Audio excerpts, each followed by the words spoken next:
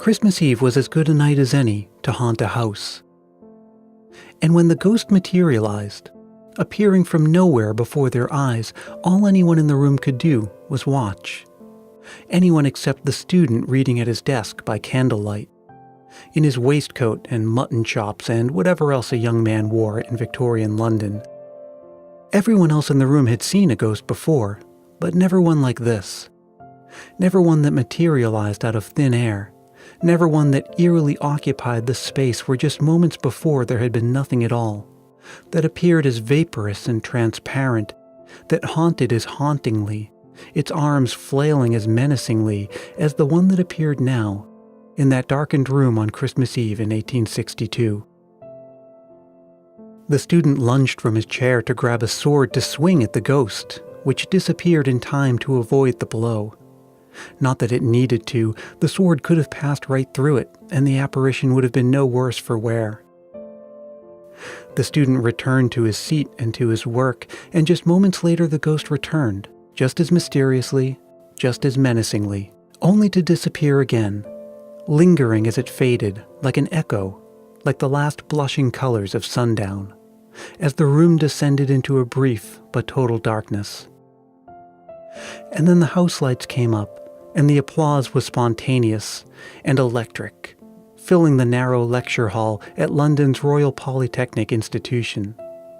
The audience had come to see a dramatization of Charles Dickens' fifth and final Christmas novella, The Haunted Man and the Ghost's Bargain. They didn't know they'd be among the first people anywhere to witness a major innovation in stagecraft, the ability to summon spirits on command, to make them appear and disappear. This was new and amazing. We live in a world now where television and film can produce any imaginable creature in near photorealism. But for centuries it was the stage that was the innovation hub of technology for bringing imagination vividly to life, where audiences could see the gods and monsters of folklore speak and move, where visual effects came in the form of makeup and lighting and trapdoors built into stages, false panels and cranes positioned overhead to lower a deus ex machina at the critical moment. More than 2,500 years ago, audiences in ancient Greece saw just that very thing happen in the Eumenides, a play that also included an appearance from a ghost, the Ghost of Clytemnestra. Ghosts have captured our imaginations for millennia. The idea that some part of us goes on existing after death, that there's a world beyond our own that spirits can return from, these mysterious beings that can bring us messages from the other side, that let us imagine ourselves differently, that aren't subject to earthly forces like gravity and mass. They can appear and disappear, move through walls. These ideas have sent chills down spines hunched over campfires, inspired romance writers into the mischief of 3-volume novels, emboldened charlatans to claim special ability to communicate across the veil between worlds, offered a strand of hope that death isn't really the end. So naturally, ghosts would appear in the earliest dramas, and feature prominently in Shakespeare and haunt many a Victorian stage. It was good theater.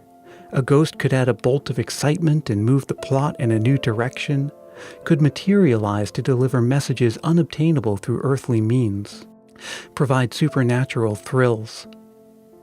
But theatrical ghosts are, of course, people. Actors draped in gauze and speaking with a hoarse tremor in the voice and swaying their torsos and limbs to give the appearance of floating and undulating in the ether. They could appear only as realistic as their acting abilities and the state-of-the-art of stagecraft allowed. Over the years there were innovations to make for ghosts with more believable appearance and movements. Some theaters had experimented with projecting images onto billows of smoke released onto the stage, which was a problem because the rest of the stage had to be darkened and it hid the other actors, not to mention that it filled the room with smoke. In 1852, London audiences saw a ghost appear to sink gracefully into the floor, to move across the stage without walking, in a stage adaptation of the Dumas novel The Corsican Brothers. The appearance and movement of the ghost was made possible by a ramp hidden underneath the stage, and a contraption built into the stage like a conveyor belt with a hole in it that was positioned directly over the ramp. An actor could step into the hole and onto the ramp underneath, and as he slid down the ramp, moving across the stage, the conveyor belt moved with him, giving the rough appearance of slowly disappearing. And it was a smash hit. Queen Victoria saw the play 5 times. So imagine you're a Victorian theatergoer on Christmas Eve, with your waxed mustache or your fur hand muff, and a ghost, a misty, transparent, floating ghost, appears not from the floor, but from thin air. Almost nobody had seen that before, felt that catch in the breath, that spontaneous widening of the eyes, that hushed stillness. Some illusions are created to bring our imaginations to life, bring our thoughts and feelings, our hopes and fears and wildest fantasies out from our internal selves and into the external world. To see the content of our own thoughts, interact with them, experience them as real. Let 2 people experience the same imaginary thing in exactly the same way. Stretch our imaginations to new dimensions. This is the story of an illusion like that. A ghost story, but not the kind you're used to. The story of a showman, and an invention that changed our imaginations, paved the way for cinematic special effects, and came to be known as Pepper's Ghost. I'm Brian Earl, and this is Illusion.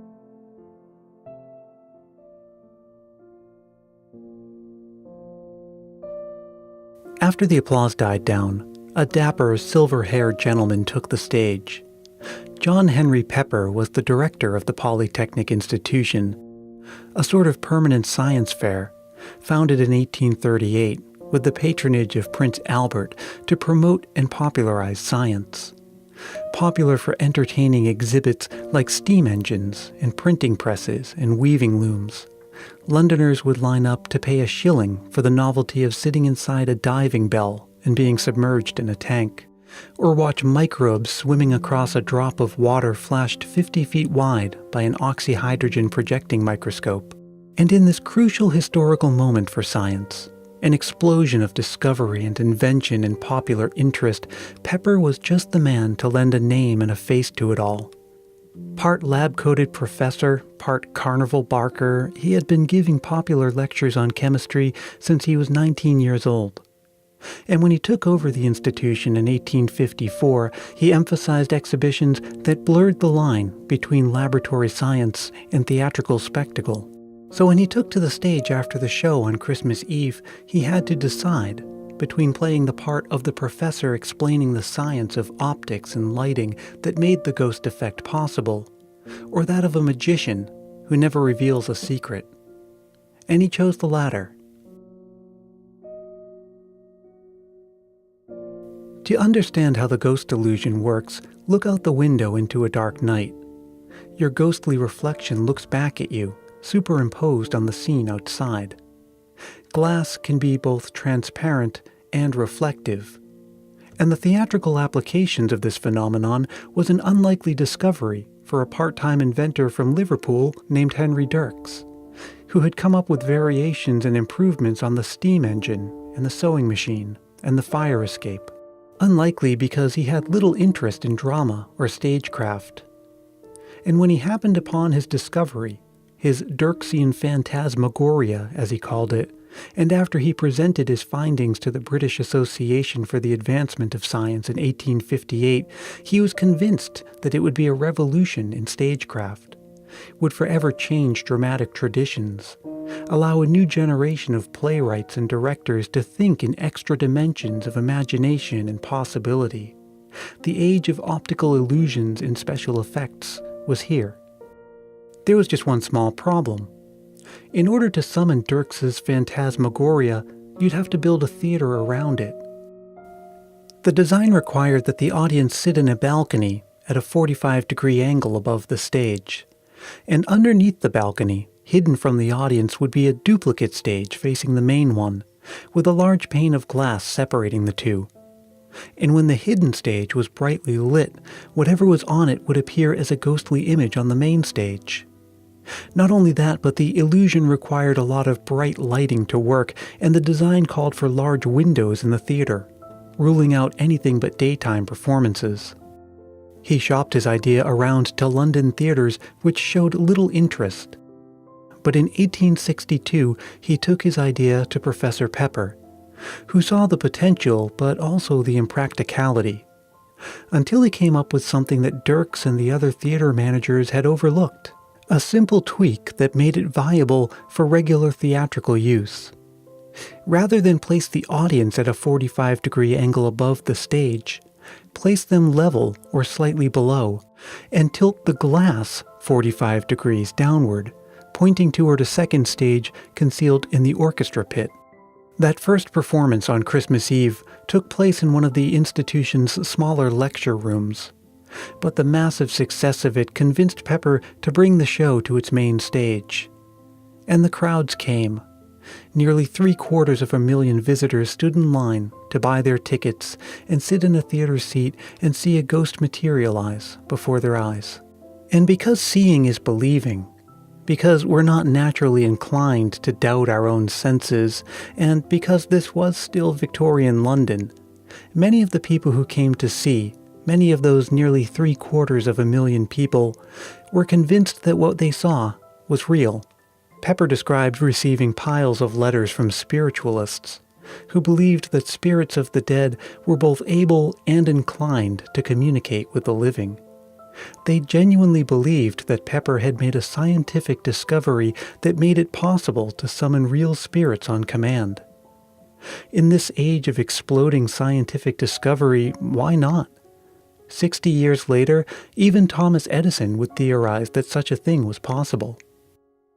Skeptics saw an opportunity to argue that spirit mediums were frauds, that the principles of optics made for a rational wonder born out of curiosity and knowledge, not superstition and fraud, that demonstrating that it was possible to produce the image of a ghost by earthly means, by sound scientific principles, that cast suspicion on anyone who claimed the ability to do it with hocus pocus. Pepper knew that an idea this good was worth patenting, so he and Dirks filed jointly for a patent, which protected not the basic idea behind the ghost, but the specific improvement thought up by Pepper, the slanted pane of glass and the stage set up in the orchestra pit. Dirks wasn't happy about any of this. He didn't think that Pepper had really added anything to the original invention.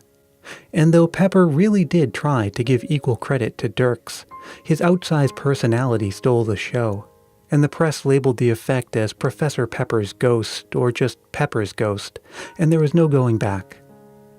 Dirks took £500, waiving future royalties, and signed over to Pepper all financial rights in their patent, and the two soon had a falling out. And the very notion of patenting an invention like the ghost brought its own set of problems. Public arguments with music halls that thought that such an idea ought to be public property.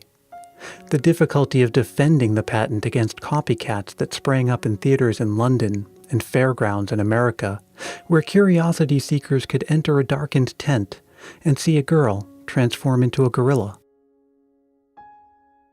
But still, Pepper had a good run of success licensing the effect to theaters and music halls, in Manchester and Bath and Glasgow and New York and Boston. The summer after that first performance on Christmas Eve, the Britannia Theatre, a melodrama house in a working-class section of North London, debuted a piece written specifically for the illusion. It was called The Widow and the Orphans, Faith, Hope, and Charity, and it told the story of the ghost of a clergyman's widow who returns to haunt the man who murdered her over the lease of a house. The show was a huge success, and a theater critic's review described the moment when the ghost appeared, writing, "There were no more discharges of ginger beer artillery from above and beyond. The sucking of oranges and cracking of nuts has entirely ceased, and even the numerous babies have left off crying." The London Pavilion offered a show where a series of attractive female ghosts appeared to a gentleman dreamer. Audiences loved a good ghost story, and playwrights churned them out by the dozen to satisfy their appetites. Pepper's Ghost was the talk of the town. But none of this was perfect. The large pane of glass acted as a sound barrier between the actors and the audience. And because the actor playing the ghost was situated in the orchestra pit, no one could hear him speak either. All of which meant that the stories had to be told in pantomime to musical accompaniment, or with a narrator positioned in front of the glass telling the story as it unfolded behind him. And the glass was expensive and cumbersome, and it had to be faultless so that it would appear invisible to the audience. All of which meant that by the end of the 1860s, the ghost had become too much of a hassle to most theaters to make it viable for ongoing use, and it disappeared almost completely from the stage. And Pepper moved on to other pursuits, touring and lecturing throughout America and Canada with his wife and son, before moving to Australia in 1879, where he proposed a scientific solution to the drought that plagued the southeast of Queensland a few years later, announced a public rainmaking event in a farm field to put his experiment into play, which was as dangerous as it was loony, involving a huge kite and a bonfire and swivel guns, all of which were somehow supposed to change the electrical activity in the clouds and bring rain. But instead the kite failed to catch wind, and one of the guns, overloaded with gunpowder, exploded and landed in the grandstands where more than 700 people had come to witness the event. It was a public humiliation for Pepper, who returned to England a few years later to live out his remaining years in retirement. And when he died in 1900, obituaries remembered him not only for popularizing an illusion, but also for managing to do what no one else had ever been able to do before. Literally outlive his own ghost. But ghosts return from the dead. It's what they do, after all. And Pepper's ghost came back to haunt scenes in the new art of cinema, and mansions at Disney World, bring museum displays to life, and Tupac back to the stage at Coachella. Because illusions continue to inspire wonder and imagination long after the secret is known. The ghostly image produced from an object reflected on tilted glass makes us stop and lets us, however briefly, experience the impossible, shimmering in the darkness, lit from below, before fading away as mysteriously as it came. Illusion is written and produced by me, Brian Earl.